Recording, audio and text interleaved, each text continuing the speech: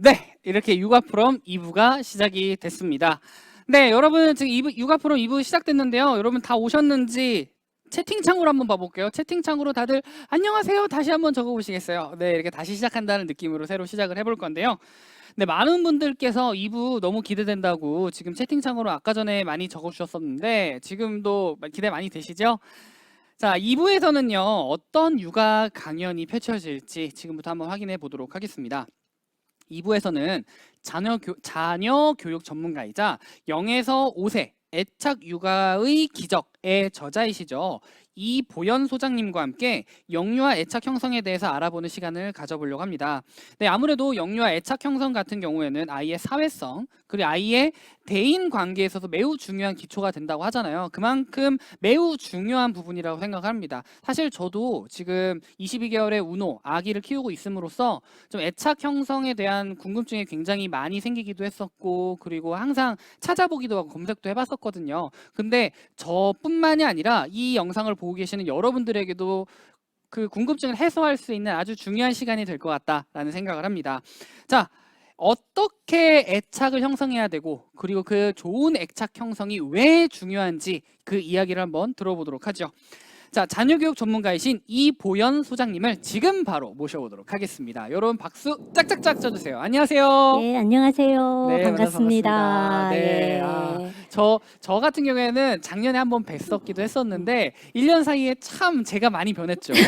네, 애기도 예. 많이 컸고요. 네, 그래도 혹시 모르니까 보연 소장님 모르시는 분들도 계실 테니까 네. 간단하게 자기소개 한번 부탁드릴게요. 예, 저는 아동 상담 그리고 부모 교육의 전문가 이보연입니다. 네.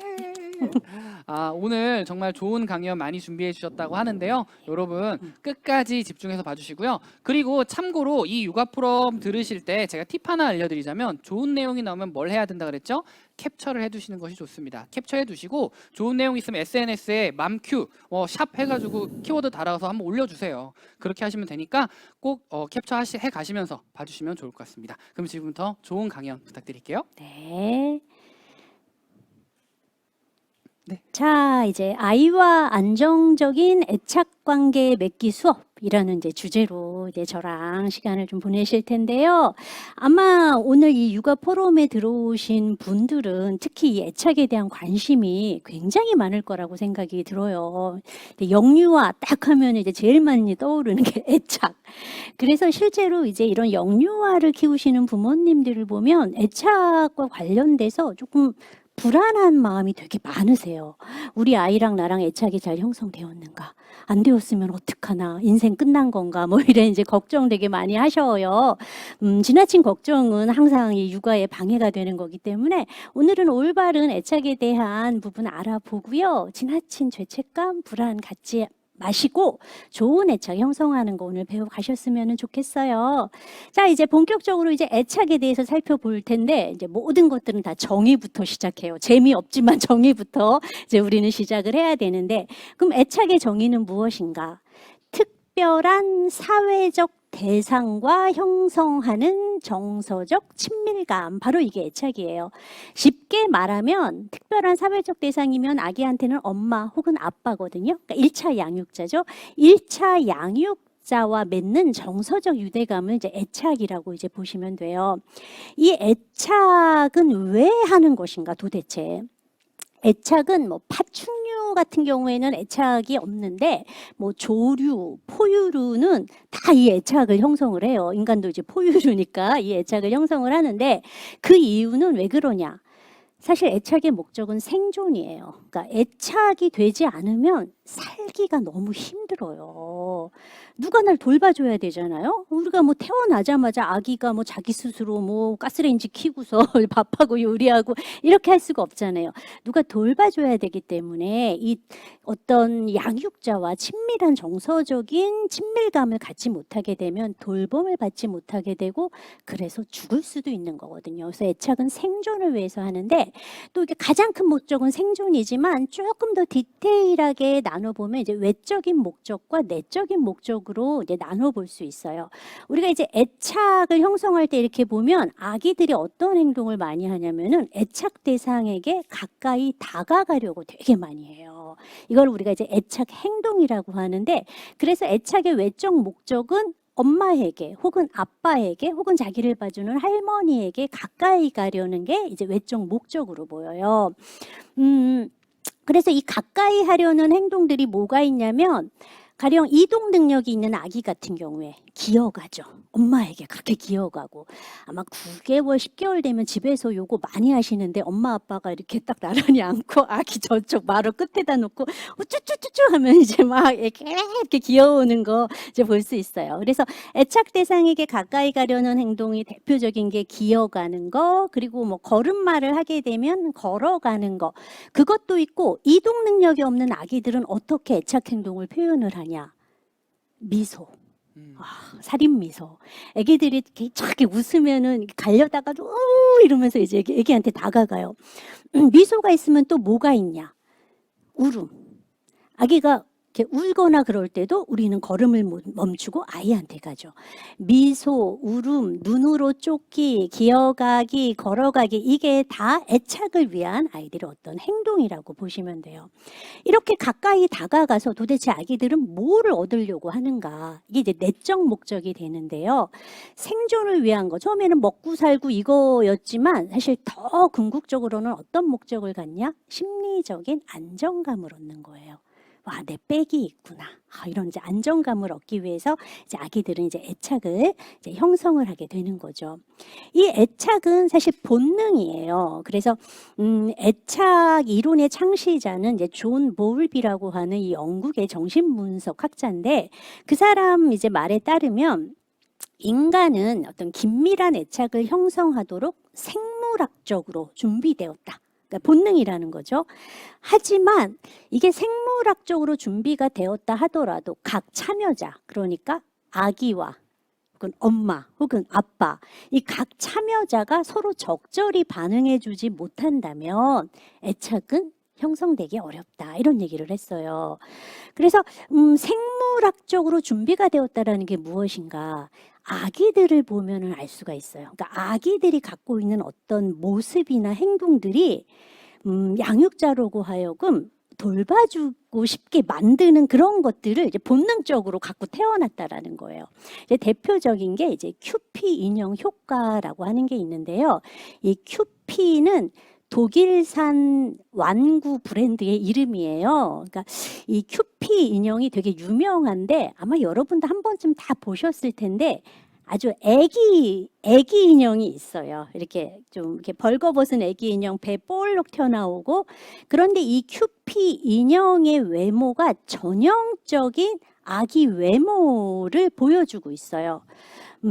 아기들은 어떻게 생겼냐? 일단 얘네들은 뭐 주사도 안 맞았는데 이마가 도톰해요. 애기들은 도톰한 이마에 옆선을 보면은 이렇게 이마가 이렇게 다 펴나오고, 이렇게 코가 또 몽툭하게 나오고, 이렇게 전체적으로 통통해.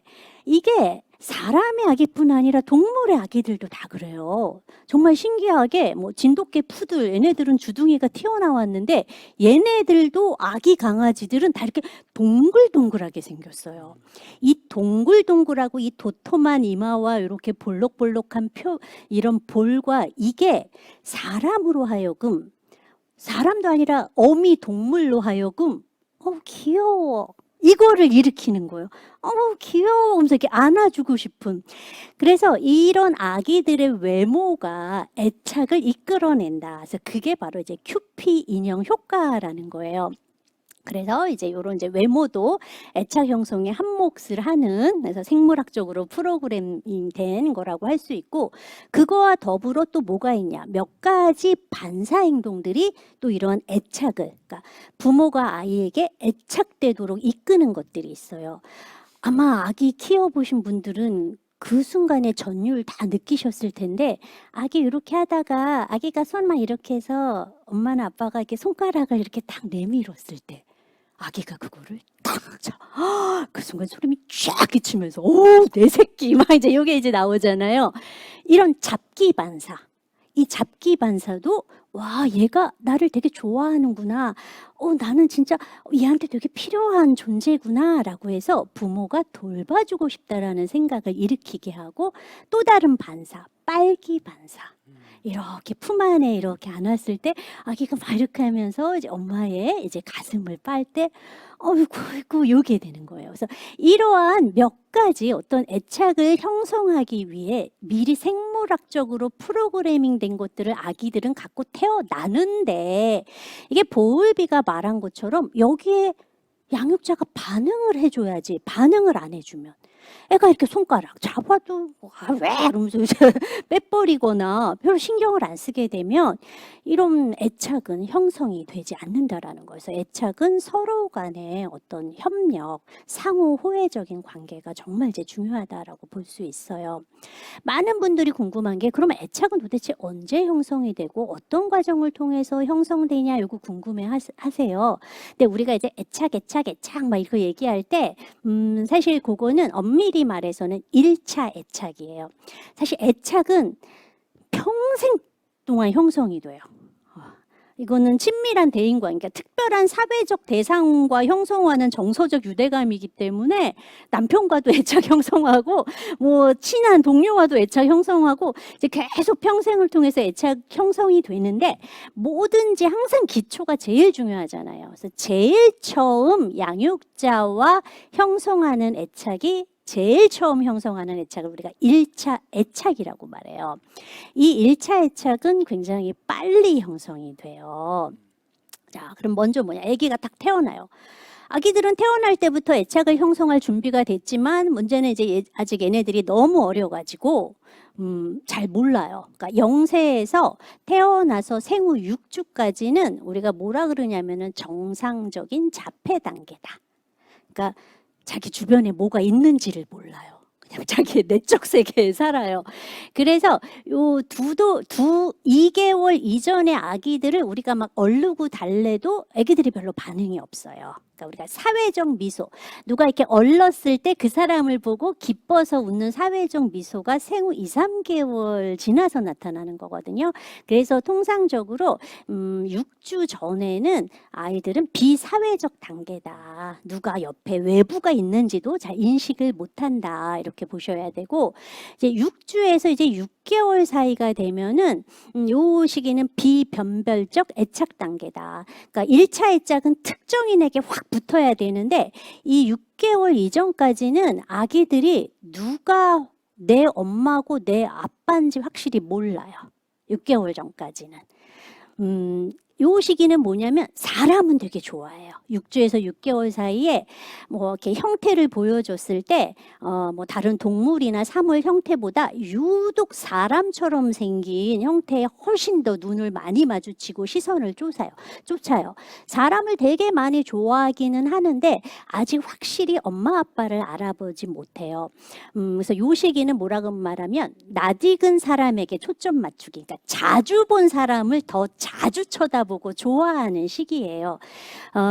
그런데 이제 가끔 이렇게 보면 아이가 한 100일 정도밖에 안 됐는데 낯선 사람을 굉장히 경계하고 막 엄마만 막 껌딱지처럼 찾는다. 어머, 그럼 아직 요 시기는 비변별적 애착 단계인데 얘는 왜 벌써부터 이래요? 라고 하실 수 있는데 그거는 어떤 애착이 형성됐다라기보다는 기질적으로 낯선 거에 대한 경계심이 상당히 많은 유형일 경우에는 일찍 낯을 가린다라고 이제 보시면 돼요. 근데 이제 그래서 이제 아이들이 6개월 정도 되면 저 사람이 내 엄마다. 내 아빠다. 요거를 확실히 알게 되거든요.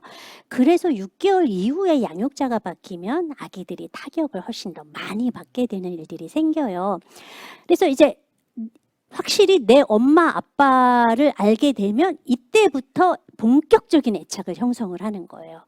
그래서 요 시기 6개월에서 9개월 시기를 특정인 애착 단계. 근데 1차 애착은 처음에 한 사람한테만 주로 해요. 예전 뭐 너무 옛날 사람 같은데 이렇게 주유소 습격 사건 영화 이런데 모르시는 분들 많을 것 같은데 거기 보면 되게 유명한 대사가 있어요. 한 놈만 한 놈만 한다. 네.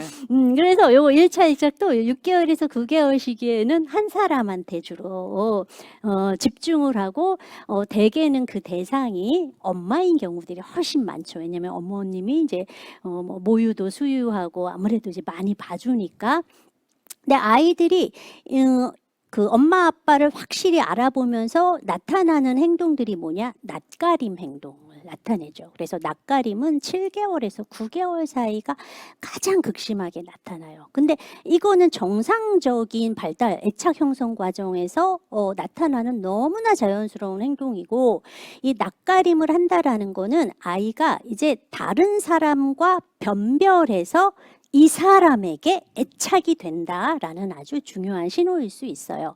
아이들의 어떤 개인차에 따라서 낯가림의 정도는 다 다를 수는 있는데 전혀 낯가림이 나타나지 않는다라고 하는 거는 이 애착, 1차 애착 형성에서는 살짝 위험한 신호가 될 수도 있어요.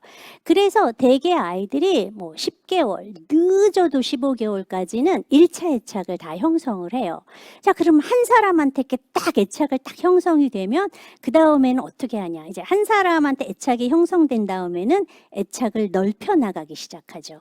그래서 보통 이제 뭐 10개월, 9개월에서 뭐 18개월 이럴 때는 다인수 애착 단계에서 여러 사람에게 애착되는, 먼저 엄마랑 1차 애착이 형성된 다음에 아빠랑도 하고 자주 보는 할머니한테도 하고 뭐 시터 도우미 아줌마한테도 하고 이렇게 이제 다인수 애착 단계로 가게 돼요.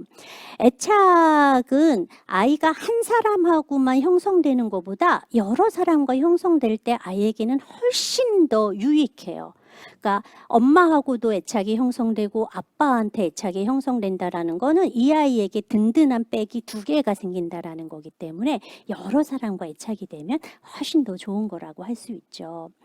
근데 이제 우리가 애착은 징글징글할 정도로 정말 많이 듣는데 얘가 뭐가 그렇게 좋아가지고 이렇게 애착 이렇게 얘기를 하는가. 애착은 이제 아주 중요해요.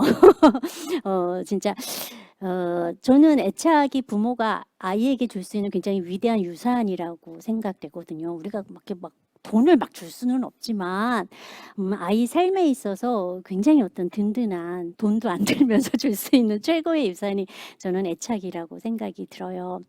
아기가 안정적으로 애착이 되었을 때 이 안정 애착을 통해서 아기는 뭐 따뜻함, 뭐 그리고 신뢰감, 안정감 이런 거를 느끼게 되는데 요게 이후 삶의 어떤 건강한 심리적 토대가 돼요. 많은 연구, 애착에 대한 연구는 굉장히 많아요. 21세기에 가장 많이 거론된 이론이 애착 이론이기 때문에 전 세계의 모든 아동학자, 심리학자들이 애착 이론을 연구를 했어요. 그럼 맨날 나오는 게 그건 거예요.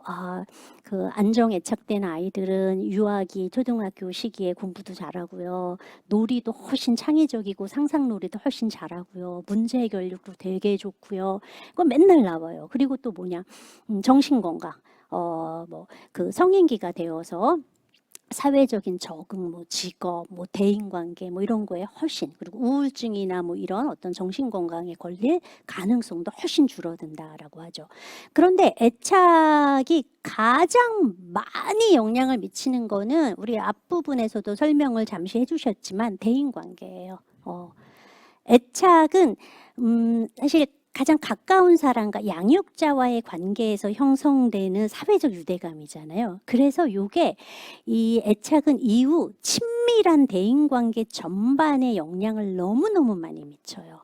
친밀한 대인관계라는 건 부모 자녀 관계가 있을 수 있고 친구, 우정에도 영향을 미치고 배우자 선택에도 이 애착이 어마무지하게 영향을 미치고, 그리고 결혼을 해서 아기를 낳았을 때 자기 자녀와의 관계에서도 영향을 미쳐요. 그래서 친밀한 대인관계에 정말 애착은 영향을 많이 미치고, 또 애착이 이 영유아 발달에 있어서 리더십과 관련이 굉장히 많다.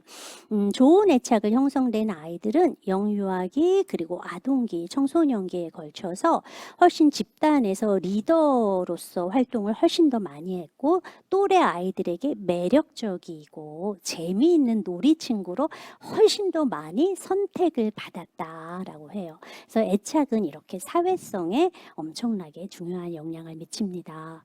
그럼 이렇게 애착이 왜 이렇게 아이들의 어떤 뭐 리더십, 뭐 문제 해결력 왜 이렇게 영향을 미치냐? 그건 아이들이 이런 좋은 애착, 안정적인 애착을 형성하게 되면은 든든한, 그러니까 애착 대상 그냥 백이에요, 백. 나의 뒷배예요. 우리도 누가 다 나의 그 뒷배가 되어주고 내가 뭘 했을 때 무슨 일이 생겼을 때 날 도와줄 거야. 혹은 모르는 거를 가르쳐 줄 거야. 내가 속상했을 때 나를 위로해 줄 거야. 이런 마음을 느끼게 되면 별로 두렵지 않아요. 그래서 이렇게 애착을 잘 형성한 아이들은 이 애착 대상을 안전 기지로 삼아요. 우리가 이제 뭐 우주선을 타고 뭐 달나라를 갔다고 해봐요.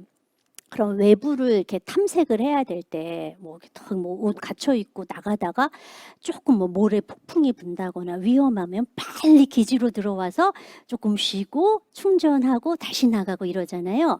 안정적인 애착을 형성된 아이들은 부모가 안전 기지가 되기 때문에 아이들은 외부 세상에 대한 두려움이 별로 없어요. 그러니까 믿어요. 내가 하면 안 될 거를 하게 되면 엄마가 알려줄 거야. 아빠가 알려줄 거야. 모르는 게 있으면 도와줄 거야. 하다가 안 되면은 와서 위로받으면 돼. 그래서 우리가 안정애착을 하는 아이들은 탐색 행동을 굉장히 적극적으로 잘해요. 그래서 엄마가 있으면 아빠가 있으면 두렵지 않기 때문에 훨씬 더 모험도 할 수 있고 자신감을 갖고 할 수 있기 때문에 이렇게 리더로서의 역할도 하게 되는 거고 문제 해결력도 훨씬 더 좋은 아이로 성장을 하게 되는 거죠. 근데 이제 많은 분들이 또 궁금해한 게 이제 나는 어떠한 유형인지 우리 아이는 어떠한 애착 유형인지 모르겠어요. 이런 거 이제 많이 물어보시잖아요. 그래서 이제 지금은 좀 애착 유형에 대해서 좀 살펴볼게요. 1차 애착 유형을 볼게요. 이 1차 애착 유형은 보통 아까 이제 애착이 늦어도 10개월에서 15개월이면 1차 애착이 형성이 된다라고 했기 때문에 그 시기 아기들을 가지고 이제 애착 유형을 평가를 하게 돼요. 가장 유명한 거는 이제 메리 앤스워스라고 하는 이제 아동학자가 고안해낸 실험인데 낯선 상황 절차라는 실험이 있어요. 여기에서 이제 아기들의 행동을 보고서 애착 유형을 4가지로 나누게 돼요. 이 낯선 상황이라는 거는 뭐냐면 이렇게 한마디로 그냥 낯선 상황이에요. 방에 장난감 몇 개 있어요. 처음 오는 곳이죠. 거기서 아기랑 엄마가 들어가요. 우리가 애착은 부모를 안전기지로 삼는 거기 때문에 부모와 함께 있다면 내가 부모를 든든한 뒷배로 여긴다면 낯선 상황에서도 그렇게 많이 불안해하지 않을 거예요. 그런데 부모와 안정적인 애착을 형성하지 못한 아이들은 부모를 잘 믿지 못하기 때문에 되게 불안해하겠죠. 그걸 보는 거예요. 낯선 상황에서 아이가 엄마와 함께 왔을 때 주변 환경을 얼마나 적극적으로 탐색을 하는가. 그리고 부모를 나가게 해요. 부모가 나가고 낯선 사람과 함께 있기도 하고 나중에는 아기 혼자 내버려 두기도 하고 그래서 2번의 분리와 3번의 재결합을 하게 되는데 요때 아이의 행동을 이제 분석을 하게 되면 이제 4가지 유형으로 나눌 수가 있어요. 그래서 한 가지의 안정 애착 유형과 3가지의 불안정한 애착 유형으로 나눌 수 있죠. 그럼 안정 애착을 보이는 아이들은 어떠냐면 낯선 곳에 이제 왔어요. 기질적으로 좀 낯선 거에 대한 경계심이 많은 애들은 약간 징징댈 수 있어요. 안정애착이라 그래갖고 뭐 낯선 곳에 왔다고 코 골골 보면서 자는 거 아니에요. 기질적으로 조금 소심한 아이들은 살짝 긴장을 하지만 안정애착을 보이는 아이들의 가장 큰 특징은 그 애착 대상을 믿기 때문에 애착 대상이 위로해 주거나 이렇게 격려해 주면은 금세 이완이 된다라는 특징을 가져요. 그래서 엄마 옆에 있으면은 장난감 갖고 막 놀기도 하고 낯선 사람 있어도 이렇게 살짝 보고 크게 신경 안 써요. 그러다가 엄마가 나가요. 그럼 어떤 아이들은 그래도 어떤 좀 점잖은 애착 유형들이 있어요. 되게 그런 애들은 엄마가 올 거야라고 그냥 차분히 기다리는 애들이 있고 조금 소심하거나 좀 그런 아이들은 엄마 나갔다고 울기도 해요. 엄마 찾으래 이렇게 가기도 해요. 그러다가 엄마가 들어와요. 그러면 환하게 웃으면서 금세 기분이 좋아지거나 잠깐 징징대. 엄마 어디 갔다 왔어? 이렇게 하지만 엄마가 안아주거나 달래주면은 또 금세 괜찮아져서 또 놀이를 하는 요게 이제 안정애착 유형이에요. 근데 이제 그 3가지 불안정애착 유형이 있단 말이에요. 회피애착, 저항애착, 혼란애착. 회피애착은 어떠냐? 회피애착의 가장 큰 특징은 이 아기가 엄마를 낯선 사람보다 더 좋아하는 것처럼 보이지 않는다. 예요. 대면대면에 자기 엄마인데. 그래서 엄마가 나가도 별 신경을 안 써요. 그리고 엄마가 와도 별로 신경을 안 써요. 그냥 낯선 사람에게도 대면대면 할 수도 있고 때로는 엄마보다 낯선 사람을 더 따르는 행동을 보이기도 해요. 이게 이제 회피적 애착의 타입이에요. 그럼 저항형 애착은 어떤 아이들이냐? 우리나라 아이들 중에서는 불안정 유형 중에서는 저항 애착이 좀 많아요. 제가 그냥 별명으로 좀 징징이들이라고 하는데 낯선 곳에 딱 들어왔어. 불편해 막 들어오면서 그리고 막 싫어 막 거기서부터 막 나가고 싶어. 그래서 엄마한테 붙어 있고 장난감을 갖고 잘 별로 놀지 않아요. 계속 경계를 하고 엄마랑 떨어지게 되면 난리가 나는 거죠. 그래서 엄마가 다시 들어와요. 엄마가 다시 들어와서 이제 아기를 이렇게 달래주려고 안아주려고 하면 이때 저항형 애착 타입이 보이는 행동들이 뭐냐면은 우리가 때 양가적인 행동을 보인다.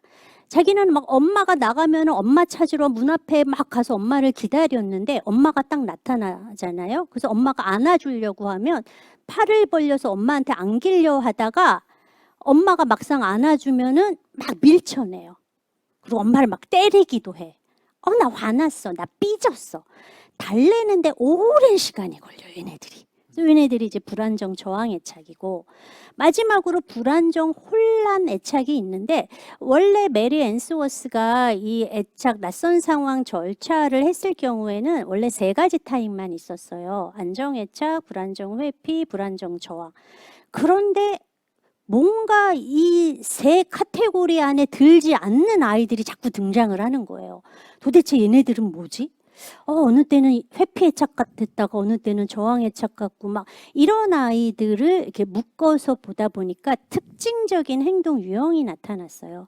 사실 불안정 혼란형 애착은 불안정한 애착 중에서도 가장 예후가 안 좋은, 발달 예후가 안 좋은 가장 위험한 애착 타입인데 얘네들은 어떤 특성을 보이냐면 부모와 분리되었다가 다시 만날 때 독특한 행동을 보여요. 부모가 분리가 되면 부모를 찾아서 문 앞으로 다가가요. 그런데 부모가 딱 나타났어요. 문을 열고. 그럼 애가 깜짝 놀래. 얼어붙어. 마치 부모를 찾지 않은 것처럼 괜히 뒤돌아서 딴 데 가고 그래요. 왜 부모를 찾으러 갔다가 왜 부모한테서 멀어지는가? 그러니까 이런 타입을 보이는 아이들을 우리가 D타입 불안정 혼란형 애착 타입이라고 하고 가장 예후가 좋지 않은 타입이라고 볼 수 있어요. 그럼 도대체 이런 애착 유형들은 어떤 부모와 함께 있을 때 이러한 애착 타입을 보이게 될 것인가 그것도 살펴봐야 될 텐데요. 안정 애착은 이제 민감한 부모. 그러니까 아이가 보내는 신호를 잘 알아차리고 정확하고 신속하게 반응해주는 그리고 안전기지가 되어주는 부모가 당연히 이제 안정애착의 아이를 만들게 될 거고요. 불안정 회피애착은 어떤 부모 밑에서 많이 나오는가? 우리가 누군가를 피한다라고 생각해 보세요. 우리는 어떤 사람을 피하냐? 일단 무서운 사람을 피해요. 너무 처벌적이거나 좀 무섭게 하거나 화를 잘 내면 저 사람 옆에 있으면 너무 불안해. 그래서 피하게 되는 거고 또 어떤 사람을 회피하게 되냐면 지나치게 들이대는 사람. 그래서 너무 막 엄마가 아기를 정말 사랑하는데 간섭을 너무 많이 하고 너무 들이대. 그래도 아이가 아이고 피곤해 그러면서 이제 불안정 회피 애착을 형성할 수 있어요. 불안정 저항 애착은 어떤 부모 밑에서 많이 나타나냐면 좀 둔감한 부모. 그래서 아이가 보내는 신호를 빨리빨리 잘 캐치하지 못해요. 그리고 비일관적이에요. 그러니까 엄마가 뭐 이렇게 좀 기분 좋고 편안할 때는 너무너무 잘해주다가 좀 그렇지 않을 때는 좀 신경을 안 쓰는 그리고 조금 둔하기 때문에 아기가 그냥 이렇게 보내는 신호를 빨리빨리 캐치 못해서 아기가 좀 세게 반응을 해야 돼요. 그냥 응애 이러면은 엄마가 이제 뭐 유튜브 보고 있거나 그러면 잘 못 들어요. 아기가 응애 이래요. 이러면서 들어주잖아요. 그래서 이제 그런 타입의 이제 불안정 저항 애착이 많이 일어나고요. 불안정 혼란 애착은 어떤 경우에 나타나냐? 불안정 혼란 애착을 보이는 아이들은 엄마한테 다가가려고 했다가 막상 엄마를 보니까 뒤로 철회한다라고 했어요. 왜 그럴까? 저 엄마가 언제 터질지 모르는 화산이기 때문에 그래요. 예측이 안 돼서. 예측이 가장 안 되는 부모는 우울한 부모예요. 그러니까 우울하면 어느 순간 쑥 가라앉았다가 이게 막 스트레스가 쌓이게 되면 별다른 잘못이 아닌데 확 폭발해서 소리를 팍 지르거나 화를 내거든요. 그러니까 아기는 저 사람에게 위안을 얻고 싶고 저 사람을 안전기지 삼아서 쉬고 싶어서 다가가려고 하는데 어느 때는 받아주기도 하지만 어느 때는 자신의 어떤 행동과 상관없이 확 폭발이 되니까 가려다가 무서워서 가지도 못하는 이제 이런 이제 모습을 보이게 된다라는 거죠.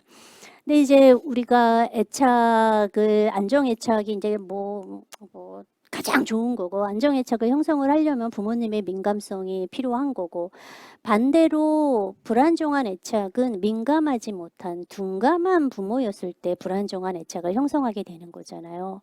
그럼 도대체 누가 둔감한 그런 부모가 될 위험에 처했는가, 이것도 살펴봐야 되죠. 앞서 말씀드린 것처럼 우울한 부모, 이게 좀 정말 심각해요. 그래서 정말 조심하셔야 되는 게 그 엄마가 아기를 출산하게 되면 아기 낳고 한 6개월 동안은 호르몬의 변화로 산후 우울감이 기본적으로 다 있어요. 근데 대개는 이제 그게 지나면서 괜찮아지는데 너무 어떤 육아에 대한 지원을 받지 못한다거나 굉장히 까다로운 기질의 아이를 두었거나 할 경우에는 이 산후 우울감이 회복되지 못하면서 산후 우울증으로 발전될 수가 있어요. 이건 너무너무 위험한 거예요. 우울은 전염력도 정말 강하고요. 진짜 마마 호환보다 더 무서운 게 우울이거든요. 그래서 혹시 내가 어떤 우울감이 있다면 이 부분들을 개선하기 위한 노력을 정말 많이 하셔야 돼요. 우울하게 되면 자기한테 몰두해요. 그래서 주변의 소리 잘 듣지 못해요. 그래서 자기 연민에 빠지거나 계속 스트레스를 받게 되니까 이제 우울감 반드시 체크하셔야 되고, 원치 않는 아이도 부모를 둔감하게 할 가능성이 많아요. 특히 원치 않은 아이로 인해서 불행한 결혼 생활을 이어나갈 때가 가장 최악이라고 보시면 되세요. 애착에 되게 많이 중요한 게 결혼 만족도예요. 그러니까 이 행복한 결혼은, 그리고 행복한 부부관계는 이 육아를 서로 지원을 해줘요. 육아를 혼자 하는 건 굉장히 어려운 일이거든요. 부부관계가 좋을 때는 부부는 서로의 어떤 육아에 대한 조력자와 지원자가 돼서 할 수 있는데, 어떤 경우에는 원치 않는 아이로 인해서 결혼을 하게 됐거나 혹은 이 부부 관계에 대해서 뭔가 우리는 안 맞는 것 같아 라고 생각할 즈음에 아기가 생겨서 그냥 하게 되는 경우에는 이 아기가 조금 까다롭거나 어떤 문제를 보일 때마다 쟤는 진짜 막 이러면서 이제 아이를 원망하거나 내가 너 때문에 참고서 이 결혼 생활을 유지하는데 어떻게 너는 이렇게 날 힘들게 하니? 이런 생각을 하게 될 수가 있어요. 그래서 실제로 유럽에서 한 연구를 보면 원치 않는 아이를 가진 그 임산부를 대상으로 했을 경우에 아직 아이가 태어나지도 않았잖아요. 그런데 이후에 이제 돌이 지나서 애착 평가를 했을 경우에는 원치 않는 아이를 가졌을 경우에 이후에 불안정한 애착이 될 확률이 굉장히 높다라고 이제 나와 있어요. 그래서 진짜 이게 정말 좀 중요한 문제고, 그리고 아까 말씀드린 것 같이 행복한 결혼 생활이 부모를 우울하게도 안 만들고요. 이 고된 육아를 견디게 해주는 거죠. 반대로 불행한 결혼 생활은 부부 관계뿐 아니라 전반적인 가정 관계를 힘들게 하고 아이도 애착의 어려움을 갖게 할 가능성이 있어요. 또 뭐 건강 문제나 경제적인 문제처럼 가정 내 스트레스가 많을 경우에도 우리는 편안한 마음을 유지할 수가 없어요. 부모가 안정적이어야 아이에게 뭔가를 해줄 텐데 부모가 불안정하고 늘 뭔가 해결되지 않는 갈등이 머릿속에 맴돌게 되면 때로는 아기의 울음소리도 듣지 못하고 아이의 신호에 반응을 못하는 거죠. 그래서 이런 좀 스트레스 관리도 우리 애착 형성을 위해서 너무너무 중요한 거죠. 그럼 이런 안정애착을 형성하기 위해서 부모님이 조금 더 알아두시면 좋을 게 뭔가, 뭐 부모 민감성, 민감하고 반응적인 부모가 제일 좋은데, 그럼 민감하고 반응적인 부모들은 어떤 특성을 가졌는가, 이거 한번 보도록 해요. 동시적 상호작용을 할 수 있어야 돼요. 이게 뭐냐면 아기와 같은 곳을 보고 같은 것에 대해서 얘기를 좀 하라는 거예요. 가령 아기가 요람에 누워 있어요. 그 요람에 엄마가 모비를 달아놨어요. 아기가 모비를 쳐다봐요. 그럼 엄마는 아기의 시선을 쫓아서 아기가 어떤 모비를 보는지 봐야 돼요. 그러면서 엄마가 그거에 대해서 얘기를 하는 거죠. 아, 여기 곰돌이, 분홍색 치마 입은 곰돌이 봤어. 아기랑 눈을 마주치고 아기가 보는 거를 함께 보면서 계속 하는 거예요. 그러면서 뭐 소리가 나면 눌러주고, 와, 여기서 노랫소리가 나네. 아기와 같은 것을 보고 같은 주제에 관한 어떤 상호작용을 하는 거. 이게 정말 정말 중요한 거예요. 또 민감한 부모가 되려면 이용 가능성이 높아야 돼요. 이용 가능성이 높다라는 거는 아기가 필요할 때 이 부모를 이용할 수 있어야 돼요. 뭐 그렇다고 해서 뭐 하루 왼종일 같이 있으라는 건 아니에요. 이 얘기 나오면은 그 맞벌이 가정의 부모님들이 굉장히 불안해하세요. 어머, 나는 저기 일을 해야 돼 갖고 낮 동안에는 애가 나를 이용 못하는데 어떡해요? 이런 걱정하시는데 너무 그런 걱정은 하지 마시고 함께 하는 동안 집중하시라는 거예요. 어떤 경우에는 아이와 하루 종일 같이 있지만 엄마가 하루 종일 집안일을 하거나 혹은 휴대폰을 본다거나 해서 뭐 몸은 옆에 있지만 이용 가능성이 없는 경우들도 있어요. 이용 가능성이 높은 부분은 아이와 함께하는 동안 이렇게 동시적 상호작용을 하면서 아이의 욕구에 민감하게 반응하는 부모. 이게 이용 가능성 높은 부모고요. 또 하나 민감한 부모는 아이의 발달 수준에 맞는 자극도 되게 잘 제공해줘요.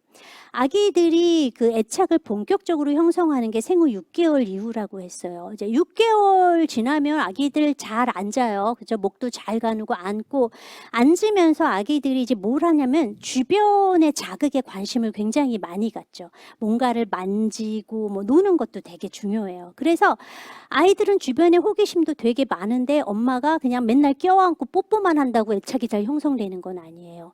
아기가 어떤 호기심을 충족할 수 있는 그런 발달 자극도 잘 줘야 아기가 그런 엄마 아빠를 보면서 와, 역시 엄마 아빠를 통해서 배울 게 되게 많아. 내가 저 사람들을 잘 따라야겠다. 이런 생각하는 거거든요. 그래서 놀이, 발달 수준에 맞는 놀이 자극 많이 주셔야 하고 또 긍정적인 관심 필수죠. 아이를 더 긍정적으로 보는 거. 짜증 덜 내시고, 물론 이제 그 애착을 형성한다 그래서 훈육을 하지 말라는 뜻은 아니에요. 훈육은 우리가 뭐 15개월 이후에는 반드시 해야 하는 건데 이럴 때도 너무 처벌적이고 강압적이지 않는 안 되는 건 안 된다라고 말하지만 평소에 긍정적인 관심 지원 많이 주시면 되세요. 좀 더 쉽게 애착을 형성하는 간단한 방법 알려드리면 제일 가성비 좋은 거는 목욕이에요. 이게 가성비가 짱이에요. 그러니까 어린 아기들, 그러니까 0세에서 2세, 만 2세 두 돌 아기는 발달 단계상 우리가 감각 운동기라고 하는 시기예요. 이거는 아기들이 외부 자극을 감각을 통해서 습득하는 시기라는 거를 뜻하거든요. 근데 감각, 오감 중에서 가장 많이 분포되어 있는 감각이 무엇인가? 촉각. 왜냐면 우리 온몸은 다 피부로 덮여 있기 때문에. 그래서 아이들은 촉각을 통해서 외부 자극을 가장 많이 수용을 하게 되는 거죠. 그럼 목욕하는 거예요. 목욕, 사람의 체온과 그 비슷한 따뜻한 물에서요, 이렇게 피부 접촉을 할 때 또 그때 호르몬이 나와요. 무슨 호르몬이 나오냐면 옥시토신이라는 호르몬이 나오는데 이 옥시토신은 별명이 여러 개가 있어요. 가장 유명한 게 사랑의 호르몬. 그러니까 이렇게 하면 이렇게 사랑이 나온다라는 거예요. 그래서 가끔 야한 영화에 목욕 장면이 나오는 게 이때 사랑의 호르몬이 막 나오는 거고, 또 사회성의 호르몬이라고도 해요. 이렇게 접촉하게 되면서 옥시토신이 나오면은 사회성, 유대감이 더 좋아진다라고 해요. 그래서 아기와 목욕시킬 때 이런 신체 접촉, 뭐 때 뺏긴다라고 생각하지 마시고 부드럽게 신체 접촉하시는 거 되게 좋고, 때로는 진짜 욕조에 같이 들어가서 하는 것도 이 2세 미만 아기 같은 경우에는 권하고요. 목욕한 후에 로션 마사지 이렇게 부드럽게 하면서 아이 컨택 하면서 부드럽게 신체 마사지 해주는 거, 이런 부분들도 애착을 단기간에 형성할 수 있는 가장 쉽고 빠른 방법이에요. 그 외에 평소에 친밀한 접촉과 신체 놀이도 정말 이제 많이 이제 하셔야죠. 또 조금 더 크게 되면 우리가 마음 읽기라는 거를 조금 하셔야 돼요. 마음 읽기는 아이가 보내는 신호를 우리가 빨리 파악해서, 그리고 정확하게 파악해서 전달해 주는 거예요. 그런데 아이가 보낸 신호를 다 전달해 준다라고 생각하시면 안 돼요. 어떤 신호는 제 욕구가 저건데 저기에는 좀 반응하는 것보다는 무시하는 게 좋겠다라고 하면 이제 무시하고 넘어가는 것들도 필요해요. 아기들은 특히 인간의 아기에게는 언어라는 게 너무나 중요하기 때문에 평소에 아기가 보이는 어떤 감정이나 욕구 같은 것들 알아차린 거를 부모님이 이렇게 말로 이렇게 표현해 주면서 반응해 주면은 언어 발달에도 너무너무 좋고요. 아이의 정서가 더 많이 발달해요. 그러니까 아기가 이렇게 운다 그럴 경우에 엄마가 봐서 얘가 배가 고파서 우는구나, 심심해서 우는구나, 혹은 응가 때문에 우는구나 라고 하면 그거를 얘기해 주셔야 되는 거죠. 아유 응가를 했어, 아유 찝찝해, 그래서 울어서 엄마가 빨리 갈아줄게. 이런 부분들이 별거 아닌 것 같지만 이런 것들도 아기와 애착 형성을 하는데 너무너무나 중요한 거라는 거죠. 자, 우리가 이제 애착 강의는 이제 이걸로 이제 대충 마쳤는데, 이 얘기 한마디 드리고 싶어요. 많은 분들이 그런 얘기를 해요. 그럼 우리 아이의 애착이, 내가 얘기를 들어보니까 우리 애랑은 좀 내가 애착이 약간 불안정한 것 같은데, 그럼 어떻게 하면 좋아요? 영유아잖아요. 그 아이들의 가장 장점은 뭐냐면 회복력이 되게 좋다라는 거예요. 비록 1차 애착이 살짝 불안정하다 하더라도 지금부터 이렇게 따뜻한 신체 접촉 민감하게 반응해 주시면은 다시 안정 애착으로 얼마든지 가니까 이번 생은 틀렸다 이렇게 생각하지 마시고 오늘부터라도 조금 더 아이와 어떤 안전기지가 되어주는 부모님 역할 하시면은 정말 정말 좋겠네요. 네, 이렇게까지 소장님의 이야기를 잘 들어봤습니다. 여러분 어떠셨나요? 혹시 재미있으셨나요? 재미있기도 하고 너무너무 유익한 시간이었던 것 같은데 저 같은 경우에도 계속 옆에서 이제 진지하게 들으면서 아이의 안전기지가 돼야 되겠다라는 생각이 되게 많이 들었던 것 같아요. 이 안전기지라고 하는 말이 결국에는 많은 사람들에게 다 통용되는 말인 것 같기도 하고, 그리고 지금 보고 계시는 부모님들도 꼭 기억하셔야 될 말이 아닌가라는 생각이 듭니다. 자, 이렇게 이제 소장님의 얘기를 들어봤으니까 이제는 여러분들의 얘기도 한번 들어보고 좀 답변해보는 시간을 가져볼 건데요. 저희가 사전에 맘큐 앱과 그리고 육아포럼 SNS를 통해서 지금 현재 애착 형성에 관련된 사연을 이미 좀 많이 받았습니다. 그래서 강연을 진행하는 동안에도 채팅창에서도 많이 질문해 주셨는데 그 질문들 중에서 하나 선택을 해서 지금부터 그것에 대한 고민 상담 시간 가져보도록 하겠습니다. 제가 읽어드릴게요. 화면은 제 왼쪽에, 지금 여러분들한테는 좀 오른쪽이긴 하겠지만 이렇게 떠 있어서 제가 읽어드릴 테니까 편하게 여러분 귀로 들으시고 이런 내용인가 파악해 주시면 되겠습니다. 자, 일단 첫 번째 질문인데요. IX 땡땡님께서 해주신 질문입니다. 10개월 아기입니다. 네, 아기를 키우고 있습니다 하겠죠. 10개월 아기를 키우고 있습니다. 엄마랑은 애착 형성이 어느 정도 되는 것 같은데 아빠랑은 안 되는 것 같아요. 아이가 잠도 엄마만 자려고 해요. 자연스러운 현상이지만 아빠는 좀 서운해하더라고요. 아빠랑 좀 더 가깝게 지내게 해주고 싶은데 어떻게 해야 될까요? 라고 해주시네요. 지금 아기는 자기 발달에 맞는 전형적인 행동을 하고 있어요. 엄마를 예. 찾는 행동 예, 이제 말씀이시죠? 10개월이면 1차 애착이 이게 싹 형성되는 거기 때문에 엄마한테 당연히 달라붙는 거는 너무나 자연스러운 거예요. 하지만 이제 조금 지나게 되면 아빠와도 이제 다인수 애착으로 가니까 아빠와도 애착을 형성하게 될 텐데요. 보통은 3돌 이전까지는 아이는 그래도 첫 번째 1차 애착 대상에게 조금 더 집중하는 경향이 있기 때문에 놀이나 이런 거를 할 때는 아빠를 더 찾을 거예요. 왜냐면 아이들이 놀이에 대해서는 아빠를 선호하는 게 더 많거든요. 그런데 졸릴 때, 아플 때, 배고플 때는 여전히 엄마를 더 찾는다라는 거고, 이거는 뭐 아빠랑 애착이 형성이 되지 않았다 그런 신호가 아니에요. 하지만 이제 아이가 이제 점차 더 성장하게 되면 엄마가 없을 때는 또 아빠, 또 아빠가 없을 때는 할머니 이런 식으로 갈 거니까 우리 아버님 너무너무 서운해하지 마시고 당연한 거니까 그냥 아빠랑은 놀이할 때 되게 즐겁고 신나게 하시면은 점차 괜찮아져요. 뭐 이거는 뭐 고민거리 아니에요. 네. 이게 고민거리가 아니라고 하십니다. 근데 그래도 여기서 아까 전에 소장님께서 말씀해 주셨던 그 신체 접촉을 통한 애착 형성 네. 그런 것들을 많이 해주시는 건 네, 어떨까라는 네, 생각도 막 그렇죠. 드네요. 자, 그럼 두 번째 질문 보도록 하겠습니다. 1H 땡땡님 30개월 첫째 아이 키우고 있는데 할머니를 너무 좋아한다. 그래서 이제 혼자서도 할머니네 가서 잘 자고 잘 노는데요. 저랑 너무 잘 떨어지니 서운하기도 하고 애착이 잘 안 되어 있나 하는 걱정도 되더라고요. 보고 싶어서 영상 통화를 해도 할머니랑 노느라고 저를 잘 안 보기도 하고요. 애착 형성에 문제가 있는 걸까요? 라고 해주셨네요. 그러니까 걔 사실 부모님들이 너무 염려를 많이 하는 것 같아요. 이것도 이제 지극히 정상적인 행동이에요.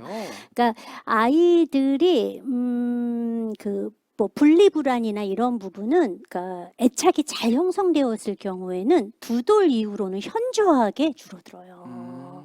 그래서 보통 3돌 이후에는 분리불안이 거의 해소가 돼야 돼요. 자, 30개월이에요. 이 애착 잘 형성됐다라는 거예요. 네. 오히려 되게 불안정하게 애착이 형성됐으면 떨어지는 거를 못 되게 하겠지만 싫어하는 예, 그래서 2돌 이후의 아이들에게는 애착 유형 평가할 때 이런 낯선 상황 절차를 하게 되면 이게 약간 변별력이 떨어져요. 왜? 잘 참거든 떨어져도. 그래서 저는 이 부분들도 아이는 잘 애착이 형성되어 있는 것 같고, 그리고 이 30개월 아이들은 눈 반짝반짝거리면서 주변의 모든 걸 갖고 놀아야 돼요.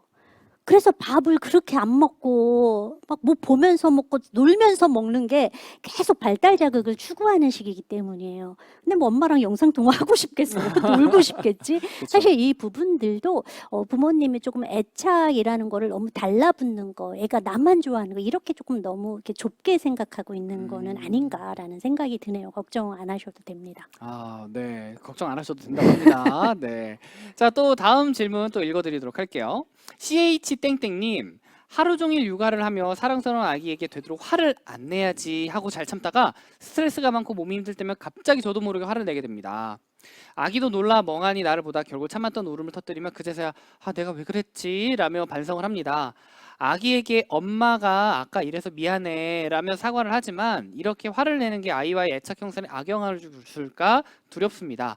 아이와의 긍정적인 애착 형성을 위해 어떻게 하면 좋을까요? 라고 해주셨네요. 예, 이제 이런 고민 이제 하시는 분들 되게 많아요. 왜냐면 육아가 아무래도 힘이 드니까.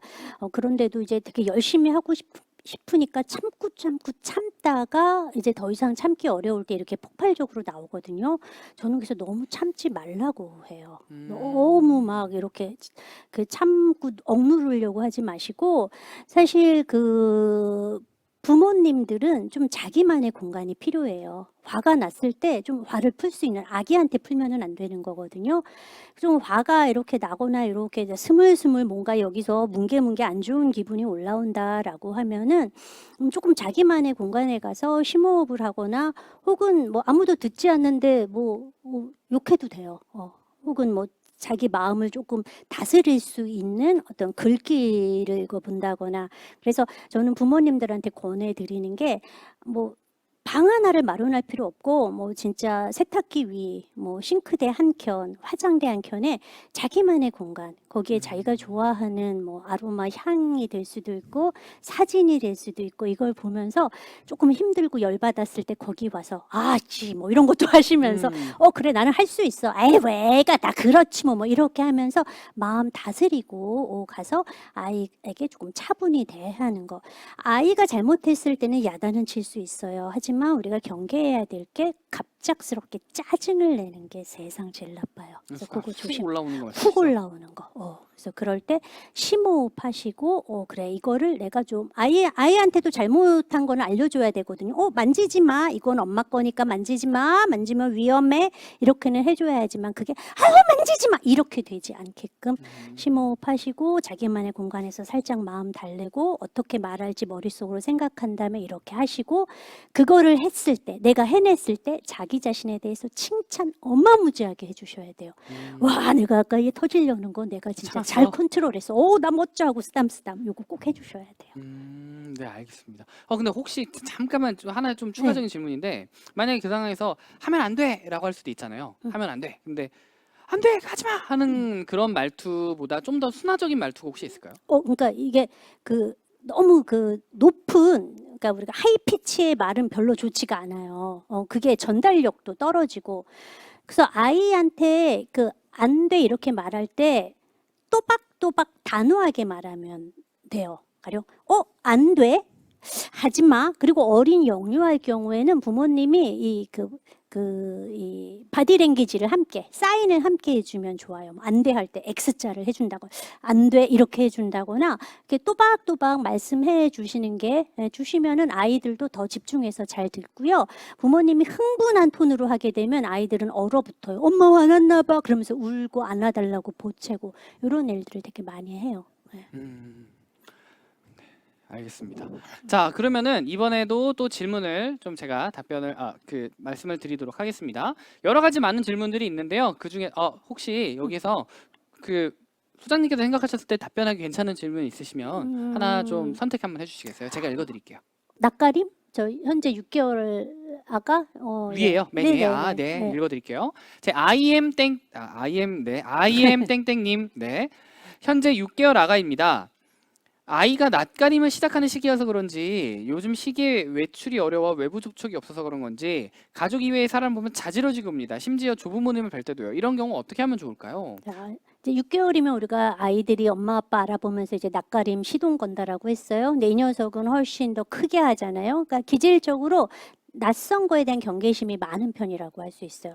그러니까 외부 사람을 보면 이렇게 자지러지게 울게 되면 부모님이 조금 난감해요. 약간 어떤 경우에는 이제 시선 많이 의식하는 분들은 조금 창피하기도 하고 그래서 뭘 많이 선택을 하시냐면은 사회적 상황 자체를 마련을 안 하는 거. 그러니까 집안에서 이제 아이하고만 있는 거.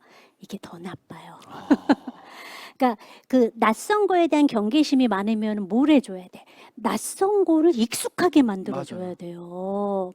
그래서 낯선 곳에 이렇게 뭐 산책도 다니시고요. 이렇게 하면서 그 아이가 막 이렇게 이런 낯선 거에 대한 경계심 많은 애들은 막 센서 발동하면서 이러면서 어디지 여기가?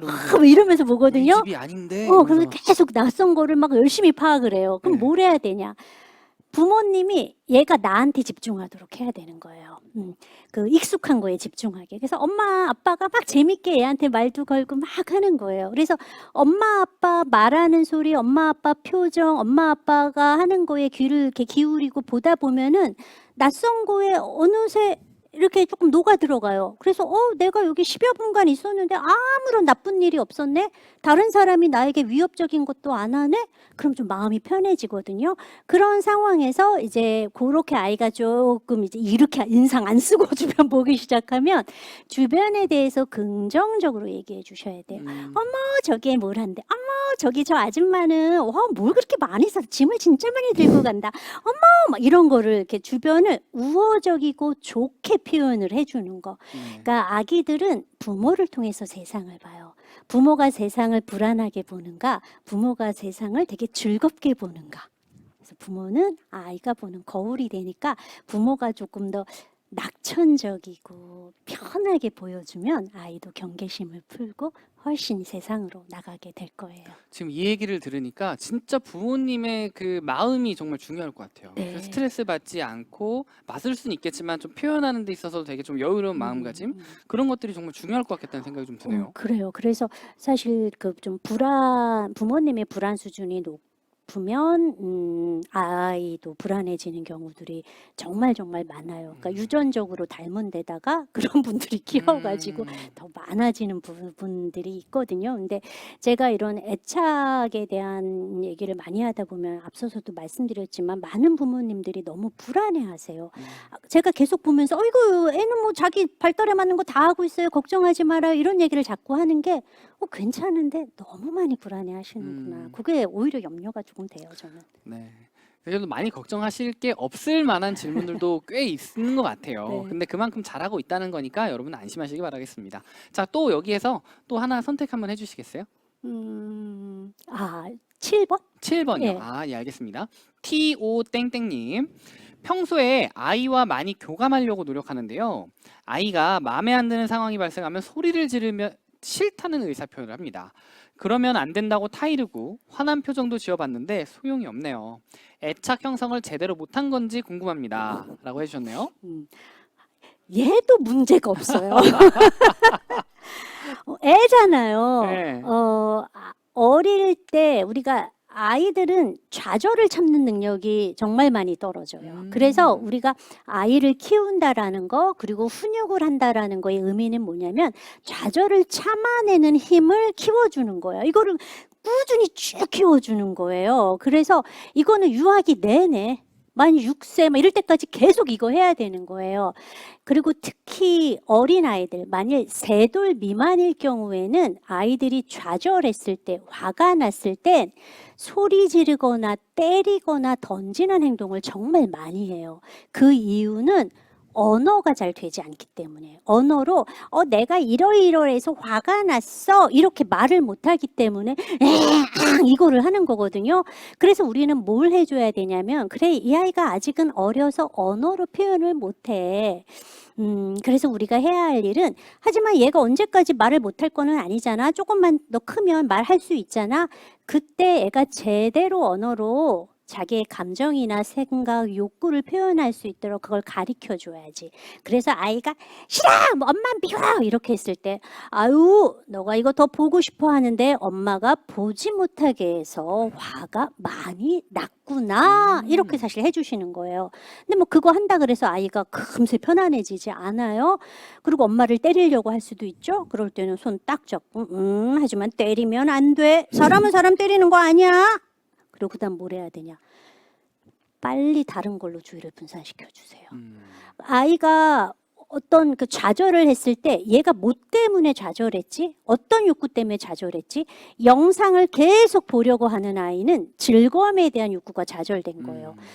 근데 나는 다른 거로 즐거움을 채울 수가 없는데 엄마가 못 보게 하니까 화가 나갖고 막 이거 볼 거야 라고 하는 거거든요. 하지만 안 되는 거는 안 돼. 오늘은 많이 봐서 오늘은 더 이상 보면 안 돼. 눈 나빠져.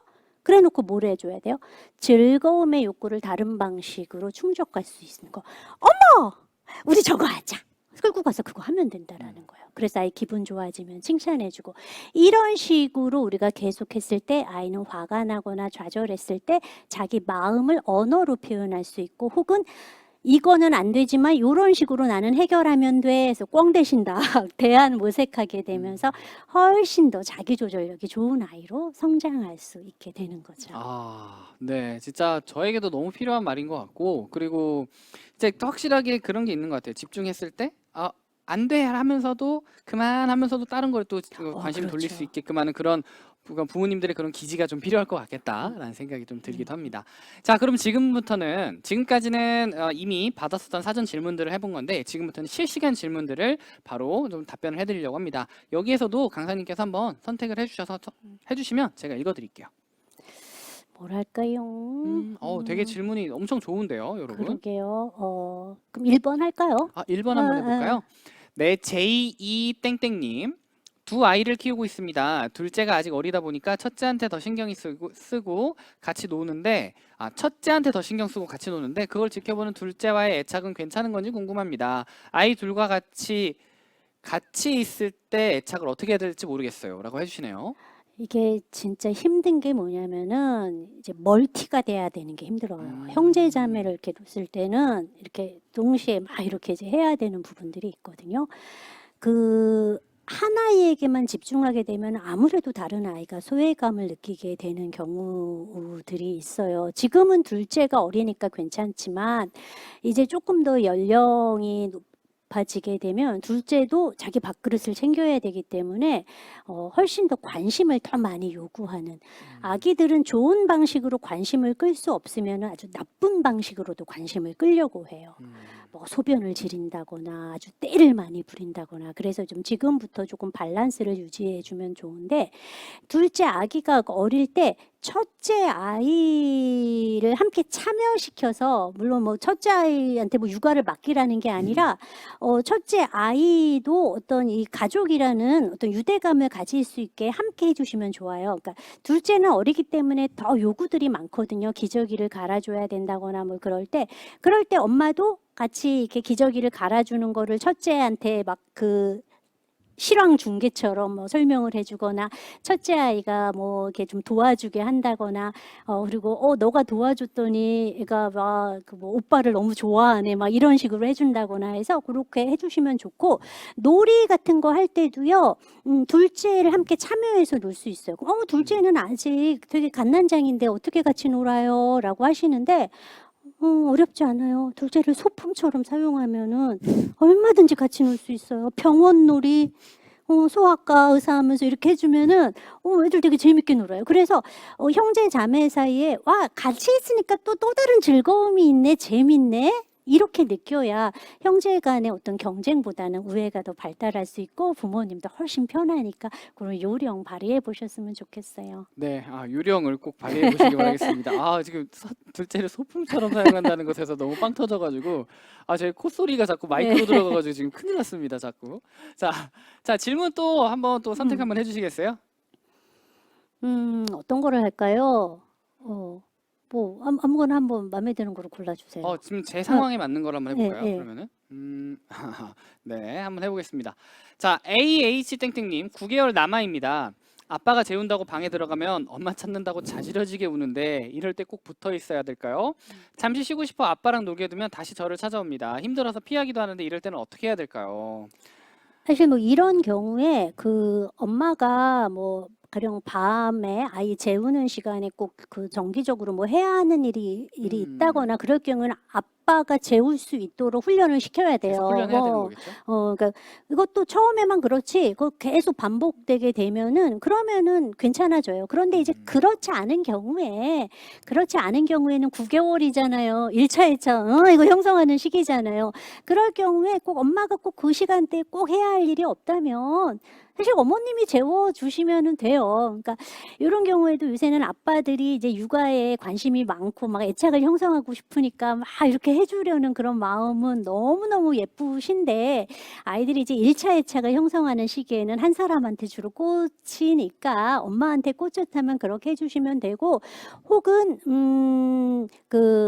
엄마와 아빠가 함께 재우는 것도 되게 좋은 방법이에요. 그러니까 처음부터 확 변하면 애들이 힘들어하기 때문에 그렇게 좀 더 아이가 익숙한 애착 대상과 있을 때 다른 조금 더 서열이 떨어지는 다른 애착 대상인 아빠 옆에 두고 좀 아빠와의 유대감을 같이 하는 거, 그러면서 좀 더 익숙해지면 엄마가 이제 이렇게 빠지는 이런 식으로 해주시면 되고요.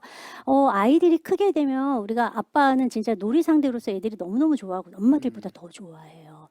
아빠가 재밌게 놀아주고 이렇게 하게 되면은 나중에는 너무 귀찮게 할 테니까 그것도 크게 염려하실 필요는 없겠어요. 네, 이렇게 또 저도 아이를 재울 때 많이 그랬었거든요. 그래가지고 조금씩 점차 이렇게 좀 떨어져 가면서 이렇게 재워보시는 그런 연습도 해보시는 것도 좋을 것 같습니다. 자, 이제 마지막 질문인데요. 제가 또 골라볼게요. 라라땡님, 22개월 아기가 너무 자주 젖꼭지를 찾습니다. 이거 되게 많은 분들이 공감하실 것 같아요. 유독 잠들기 전에 젖꼭지를 반드시 잡아야만 잠에 드는데요.